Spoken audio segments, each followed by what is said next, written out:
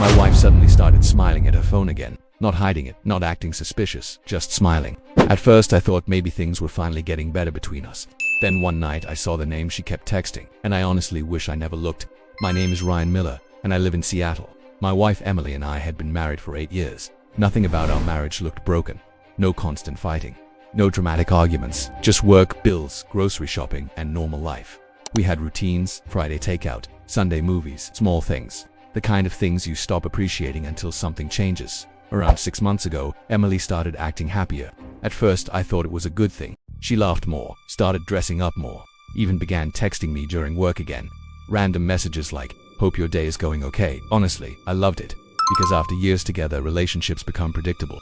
And suddenly it felt like we were reconnecting. Then I noticed something small. Every night, around 10:30, she'd smile at her phone, not laugh, not react, just smile. The same smile. Every single night. I ignored it at first. Then one Friday we were watching TV and her phone lit up beside her. For a second I saw the name. Jason. She grabbed the phone almost immediately. Too quickly. Way too quickly. I looked at her. She looked back, then smiled awkwardly. Oh, just someone from work.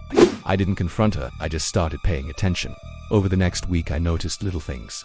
Simple answer, normal answer. But something felt wrong. You know when your brain notices something before you do? That's what this felt like. She started locking her phone, taking longer routes home. Random late meetings. Still, nothing concrete.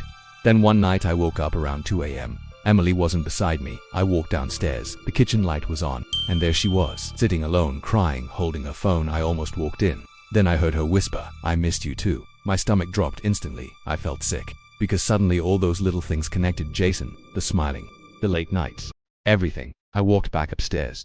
Didn't say a word. Didn't sleep either. The next morning she acted completely normal, made coffee, kissed me goodbye like nothing happened. For 3 days I said nothing. Then on Tuesday afternoon I left work early. I don't even know why, maybe instinct, maybe fear. When I got home, Emily's car was there, but she wasn't. Then I heard voices in the backyard.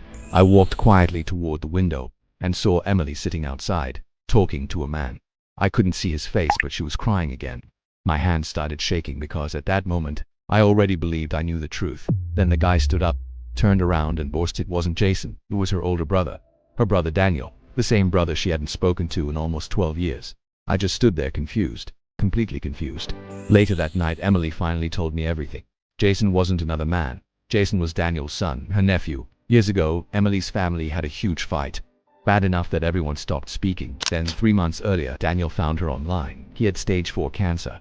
Not much time left, and Emily had been secretly rebuilding that relationship before it was too late.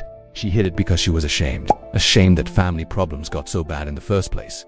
That night, I felt horrible because for days, I turned my wife into a villain in my head. Meanwhile, she was just trying to get her family back.